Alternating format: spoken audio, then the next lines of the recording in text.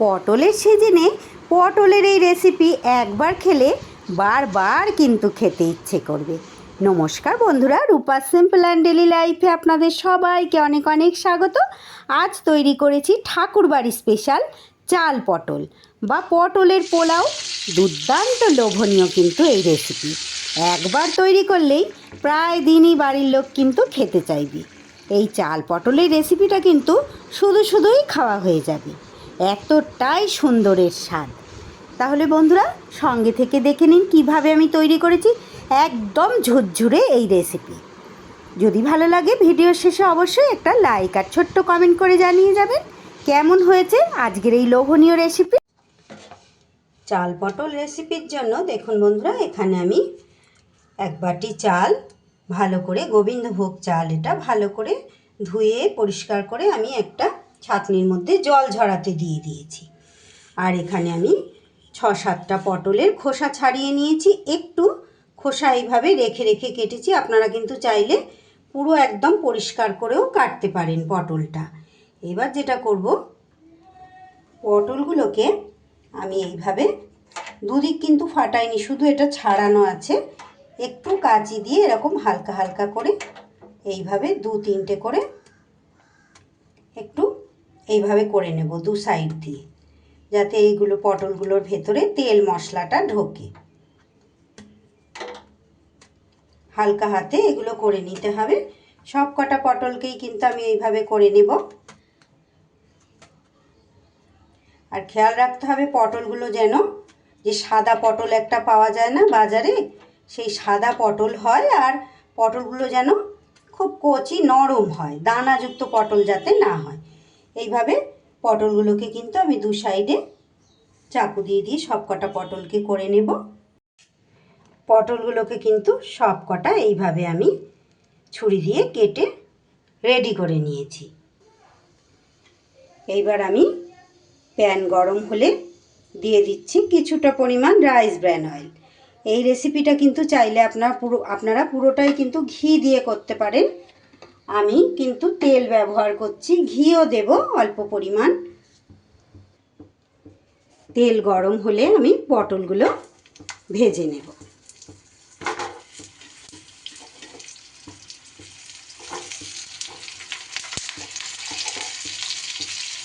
দিয়ে দেব সামান্য নুন। পটলগুলোকে কিন্তু বেশ কিছু সময় ধরে একটু ভালো করে নেড়ে চেড়ে ভেজে নিতে হবে।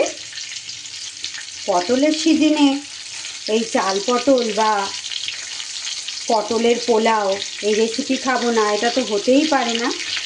আমার বাড়িতে কিন্তু এই রেসিপি সবাই ভীষণ পছন্দ করে, মাঝে মধ্যেই কিন্তু হয়,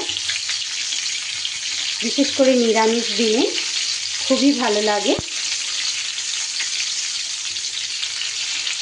আপনারা যারা খেয়েছেন তারা তো জানেনই, যারা খাননি অবশ্যই একবার এইভাবে ট্রাই করবেন। আমি একটু ঢেকে দেব, ফাঁকা করে রেখে ঢাকবো, নাহলে বেশি নরম হয়ে যাবে। পটলগুলো কিন্তু আমার বেশ নাড়াচাড়া করে ভাজাও হয়ে গেছে, সেই সাথে পটলগুলো কিন্তু বেশ ভালো সিদ্ধও হয়ে গেছে। এবার পটলগুলো আমি তুলে নেব। এবার আমি এই তেলের মধ্যেই ফোড়নে দিয়ে দেব 2টো তেজপাতা, আর দিয়ে দেব 1/2 চা চামচ হিং। হিংটা অবশ্যই দিতে হবে ফোড়নে, দারুণ সুন্দর কিন্তু গন্ধ হবে। এরই মধ্যে দিয়ে দেব আমি কিছুটা কাজু, দিয়ে দেব কিছুটা কিশমিশ।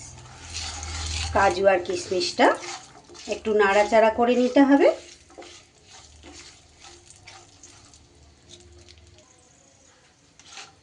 কাজু কিশমিশটা একটু ভাজা ভাজা হয়ে গেলে এইবার মাঝখানে দিয়ে দিতে হবে 1 চামচ আদা বাটা।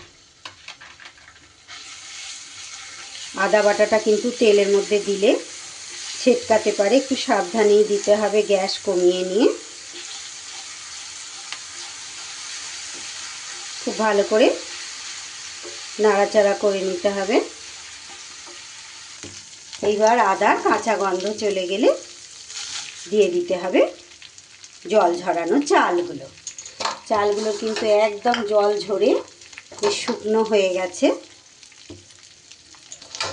এইবার খুব সুন্দর করে চালগুলোকে আমার ভেজে নিতে হবে। চালটা ভাজা হতে হতে আমি একটা মশলার পেস্ট তৈরি করে নেব।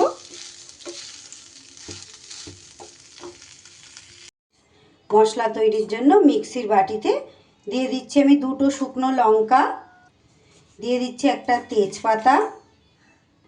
তেজপাতাটা একটু ছিঁড়ে দিই, সুবিধা হবে। আর দিয়ে দেব ওরই মধ্যে 1 চা চামচ গোটা জিরে। আর দেব বন্ধুরা এখানে 3টে এলাচ, 3টে লবঙ্গ আর 1 টুকরো দারচিনি। এটা একটু ঈষদ উষ্ণ গরম জল দিয়ে দিলাম। এরই মধ্যে দিয়ে দেব 1 চামচের 4 ভাগের 1 ভাগ হলুদ গুঁড়ো। আর যেটা দেব বন্ধুরা একটু rice bran oil. Rice bran অয়েলের জায়গায় এখানে আপনারা সাদা তেল দিতে পারেন। এইবার এটা কিন্তু একটা মিহি পেস্ট আমি তৈরি করে নেব। মিহি পেস্ট কিন্তু একটা আমার তৈরি হয়ে গেছে। এদিকে চালটাও কিন্তু আমার বেশ সুন্দর করে ভাজা হয়ে গেছে।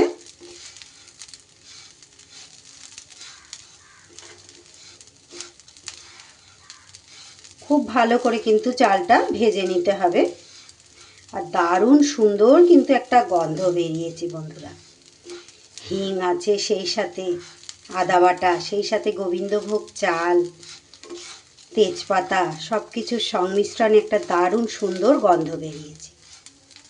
গ্যাস কমিয়ে নিয়ে কিন্তু আমি চালটাকে খুব ভালো করে ভাজা ভাজা করে নিয়েছি। এবার আমি এর মধ্যে মশলাটা দিয়ে দেব।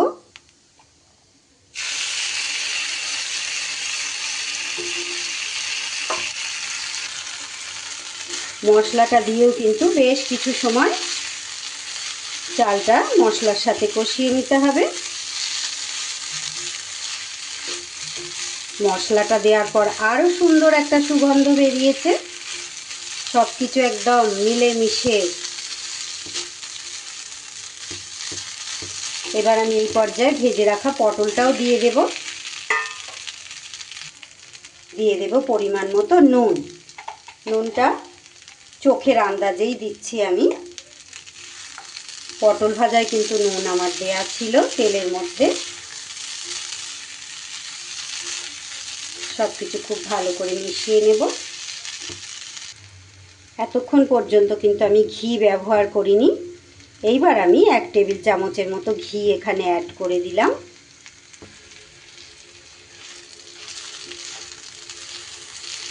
ঘি দিয়েও খুব ভালো করে মিশিয়ে নিতে হবে। চাল কিন্তু আমার খুব ভালো করে ভাজা ভাজা হয়ে গেছে মশলার সাথে।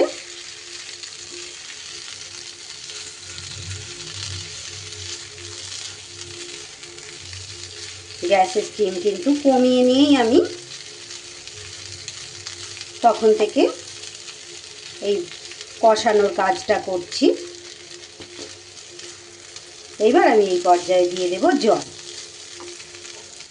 যে কোনো এই ধরনের পোলাও বলুন বা গোবিন্দভোগ চালই বলুন, এই ধরনের রেসিপির মধ্যে কিন্তু আমরা 1:2 মানে 1 বাটি চাল হলে সেই বাটির মাপেই 2 বাটি জল কিন্তু আমরা দিয়ে থাকি। আমিও তাই করলাম। যেই বাটির মাপে আমি চাল নিয়েছিলাম সেই বাটির মাপেই কিন্তু 2 বাটি জল আমি গরম করে দিয়ে দিলাম।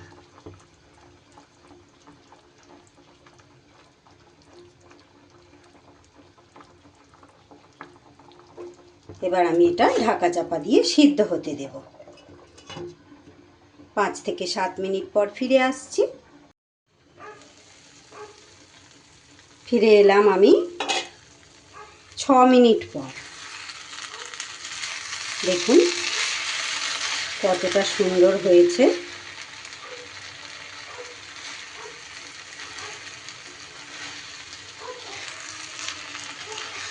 চালও কিন্তু আমার মোটামুটি সিদ্ধ হয়েই এসেছে। আর যে জল জল ভাবটা আছে এটা কিন্তু পুরো চালটা সিদ্ধ হতে হতে টেনে নেবে, আরও একদম ঝুরঝুরে হয়ে যাবে। এতক্ষণ পর্যন্ত যেসব বন্ধুরা ধৈর্য ধরে আমার সঙ্গে থেকে আমার ভিডিও দেখছেন প্রত্যেক দিন যারা দেখেন তাদের সবাইকে আমার অনেক অনেক অসংখ্য ধন্যবাদ আর অনেক অনেক ভালোবাসা, অনেক শুভকামনা প্রত্যেকের জন্য। যারা নতুন এসেছেন প্লিজ বন্ধুরা আমার চ্যানেলটা সাবস্ক্রাইব করে আমার পাশে থাকুন, পাশে থাকা বেল আইকনটা ক্লিক করে রাখুন, যাতে যে কোনো রেসিপি আপলোড করলে সাথে সাথে আপনারা নোটিফিকেশান পেয়ে যান আর সময় মতো দেখে নিতে পারেন। দেখতে কতটা লোভনীয় হয়েছে দেখতেই পাচ্ছেন বন্ধুরা। চালটা কিন্তু আমার সিদ্ধ হয়ে গেছে। এইবার আমি এই পর্যায়ে দিয়ে দেব চিনি। যে কোনো পোলাও জাতীয় রেসিপিতে তো চিনি না দিলে খেতে ভালোই লাগবে না, আর চিনিটা কিন্তু আগে একদমই দেয়া যাবে না। চিনি দিলে কিন্তু চালগুলো শীতে হয়ে যায়, চাল ভালো সিদ্ধ হতে চায় না, তাই চিনিটা কিন্তু এই সব শেষে দিতে হবে। চিনিটা দিয়ে আবারও একবার খুব ভালো করে আমি মিশিয়ে নেব।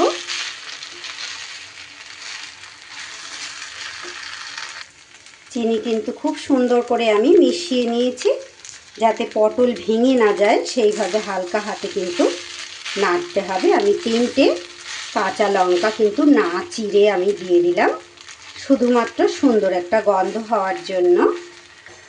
এবার আমি আবারও গ্যাসটা বন্ধ করে 5 মিনিটের জন্য ঢাকা দিয়ে দেব। যেহেতু গরম মশলা আমার মশলার পেস্টের মধ্যে দেয়া আছে, তাই আর গরম মশলা দিচ্ছি না। ফিরে এলাম 5 মিনিট পর। আহা, কি সুন্দর যে গন্ধ একটা বেরিয়েছে বন্ধুরা, আমি মুখে বলে বোঝাতে পারবো না। আর দেখুন কতটা সুন্দর ঝুরঝুরে হয়ে গেছে। এইবার একটা পাত্রে পরিবেশন করে দিতে হবে।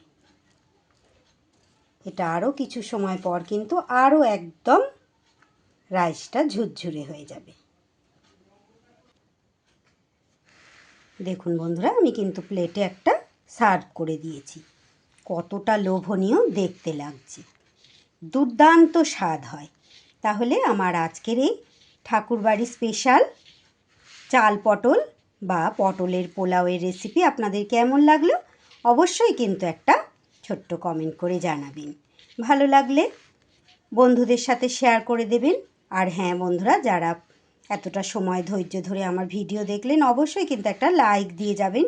একটা লাইক কিন্তু আমার নতুন নতুন রেসিপি তৈরি করার অনুপ্রেরণা যোগায়। আপনাদের একটা লাইক আর একটা কমেন্টের আশায় কিন্তু আমি বসে থাকি। তাহলে আমার আজকের এই রেসিপি এখানেই শেষ করছি। সবাই খুব ভালো থাকবেন, সুস্থ থাকবেন। আবার ফিরে আসছি এমনই কোনো লোভনীয় রেসিপির সাথে।